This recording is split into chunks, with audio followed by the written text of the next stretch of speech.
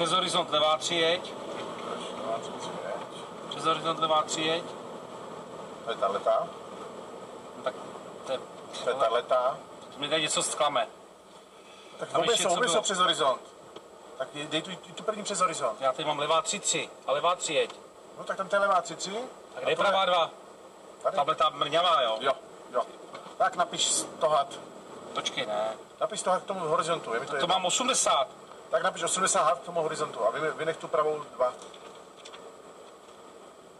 Dělej, než někdo pojede. Počkej, já se musím trošku to udělat, tak sedí do strany. Teď pravou 2 vynech. Kterou pravou 2? Tuhle dole, jo? Pak 100, jo? Tady máme 80 had, vole. Teď jo, ale tady ta pravá 2 kde je? Ale tady máš šutr, seš někde jinde, ne? Ale šutr je tohle to ne, pravá 5, co to meleš? Teď to mám tyhle ty zatáčce, ne? Jaký šutr? Pravá 5 je ten šutr, levá 3 jeď, přes horizont levá 3 jeď, pravá 2, tady je 80 had, to je tamhle to. No. Levá 3 jeď, tak je levá 3 přes horizont. No, pravá 2. Vynech tu pravou 2 a jde tam 80 had. Tak tam dám 100, že jo, když tam nebude. Je tam 100 had.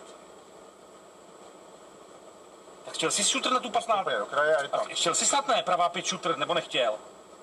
Napiš to opět do kraje, ne? Teď to je poslední úplně to. Prosím tě, nech mi to, sem si píšu, co mám na této straně ještě. Tak si napiš 100 had, přepiš to na druhou stranu. Nebudeš říkat, jak já si to mám dělat, ty vole. Pak to nevyznám, ty vole. To dělám 20 let takhle a 100 had, levá 2, přes horizont, do pravý 5.